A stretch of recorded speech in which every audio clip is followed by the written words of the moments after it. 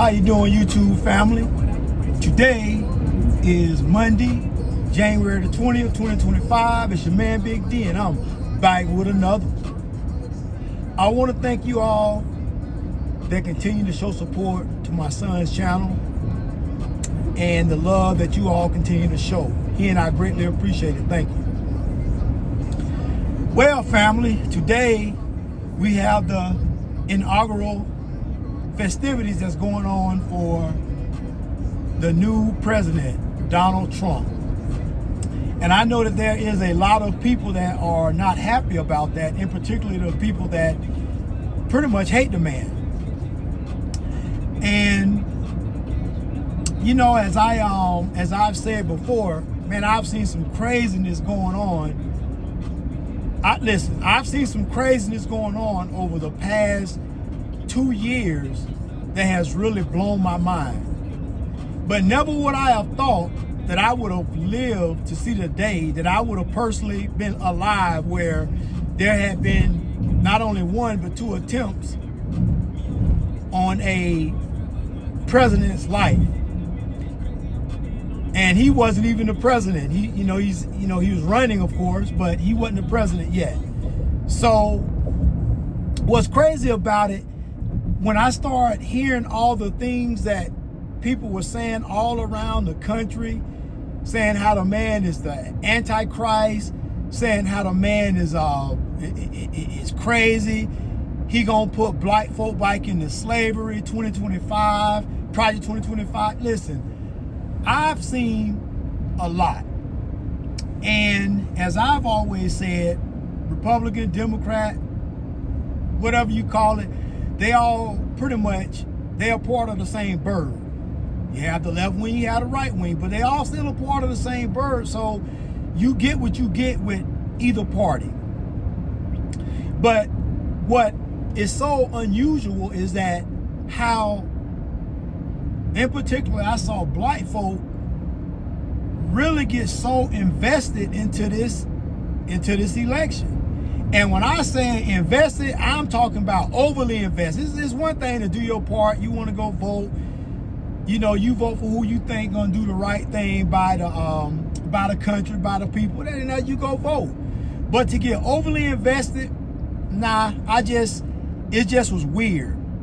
And you know, even down to his inauguration, you still got black folk all around the world, you know, basically saying, you know, don't watch it, don't turn on the channel that the inauguration is going to be on. It was crazy. They basically doing a channel blackout. So, okay, I get that you upset. You don't quite like the fact that this man is this man is the president. You know, you wanted, you know, Kamala to win or whoever, you Biden, whoever. But to still be so overly invested is just strange to me. To tell other black folk, and I'm talking to my community, to tell other black folk and to tell your family members, hey, don't do a blackout of this channel because that's what channel the inauguration gonna be on. To me, that's just strange and it's just overly invested. Because at this point, if I identified as a Democrat, which I don't identify as a Republican either. I just, you know, whoever can help me out, and you know, in my interest, that's who I'll go with. But you don't know what you're gonna get until they get in office, because a lot of them lie, so they're gonna do this and then they don't. But nevertheless, even if I was a Democrat and once I voted for who I wanted to vote for, and if my person didn't win, man, I'm moving on with life. I'm not gonna still be so overly invested with this nonsense. And you know what's strange is the main black folks are so overly invested in this nonsense are the same ones who profess to be Christians, to be people that believe in God and all this good stuff, right? So here's the thing. If you can't believe in the Bible and doing the right thing, but then you study talking this vitriol for this dude, this man. I mean, I don't know the man. I don't know if he's don't like black folk or not. It's hard to believe he don't like black folk, because that's all he used to hang around back in the day, and he still, you know, align himself with some of them. So I can't believe him. I don't know. So, but in my mind, we all have got a little bit of, I'm not gonna say racism, but biasness, right? We all got a little bit of bias in us. But for me to get so overly invested, where I'm just gonna, take up my day to think about not turning on the channel that this event is on, is just too overly invested in me. It's not that I was gonna watch it anyway, because I don't, never did, because at that point, whoever won is won. The inauguration is just a ceremony. It's just saying, okay, this is the outgoing president. Take care, as they go off into the sunset, and then you got the new incoming president. So that's all it is. So I never got so overly invested. But as I said, these are the same people that say, they believe in the Bible and whatnot. But one thing that the Bible did say, one of the things that it said, a lot of things, but it says that, you're supposed to obey the laws of the land. So what that means is whatever laws that man made, laws that are meant to keep order and democracy and to keep a solid foundation for humanity to stand on, that's what those are the laws of the land. So is it not, I always thought that, hey, you're supposed to, the law of the land is you support your president, whoever that may be. Not only when I was served in the military, but when I was in law enforcement, when I worked in corrections, whoever the president, you support him. Now, I'm not going to support no nonsense. Now, if he start doing, whoever the president start doing blatant stuff that goes against, the fabric of what I believe in, oh, hell no, I'm not going to support them. But as long as you appear to be doing a good job, I'm going to support you, just like I did with Biden, just like I did with, Barack. I mean, I gave the support that I would think every citizen should give. So it's not that big of a deal for me. So you can't say you believe in the Bible, and the Bible clearly states you're supposed to obey the laws of the land. And especially, you're not supposed to be speaking vitriol against a man, wishing the man dies and this and that. That's not very Christian-like. And this is why you have a lot of people that don't follow a religion, and it's because they see Christians, people that's supposed to be Christians, behaving like they just like everybody else. But then they be the first ones in church and quick to say, oh, God this and God that.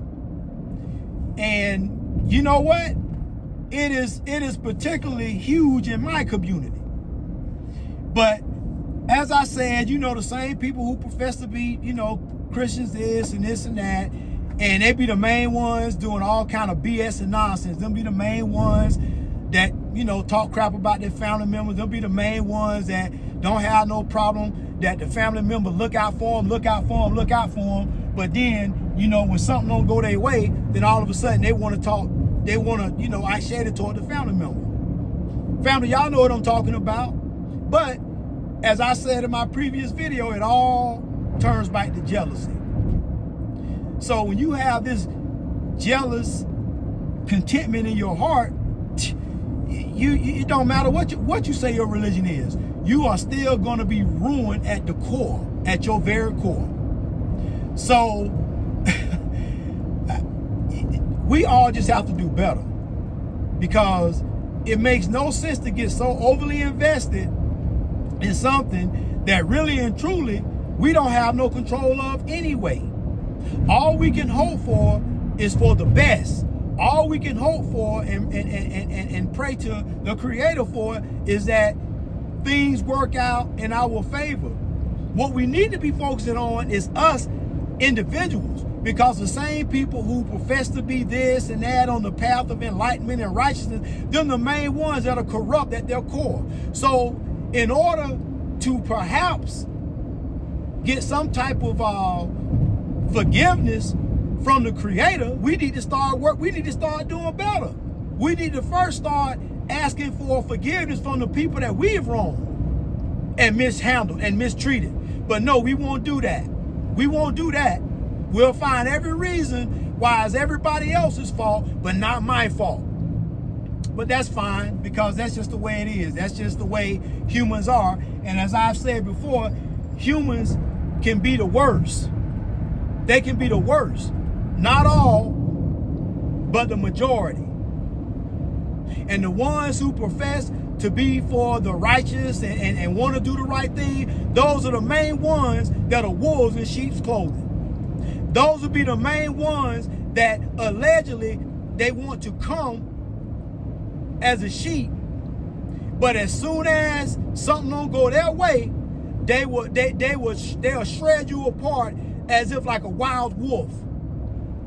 And this is what we have to contend with nowadays. You got brother against brother, sister against sister, sister against mother, father against son. You got all this going on in the world, and we wonder why we're in the state that we're in. We wonder why we have all these anomalies, in particular with the weather, all these fires and whatnot, hurricanes, blizzards, storms, all these crazy things that should not be going on, but they're going on, and we wonder why we are in this predicament. Family, at the end of it, you can only control the things that's in your power to control. At the end of it, you stand on what is right. You may not agree with everything, because I don't, but I also understand we have laws and we have things put into place for a reason. Because I've been to countries where there were no laws and there was barely any type of democracy or anything. And the country was in chaos, and this country is in chaos. You want to boycott watching the inauguration, but you ain't got no problem boycotting Lifetime. You ain't got no problem boycotting the Men of Eden. You ain't got no problem boycotting one of them Tyler Perry movies. You ain't got you ain't nothing. You ain't got no problem boycotting that. You ain't got no problem boycotting them TV shows where you see men kissing on men and women kissing on women. Or you ain't got no problem boycotting that. But you supposed to be about what's right, what's in the good book. But yet and still, you still watching this BS. You won't boycott that. Well, family, always remember, be more tomorrow than you were yesterday. Peace.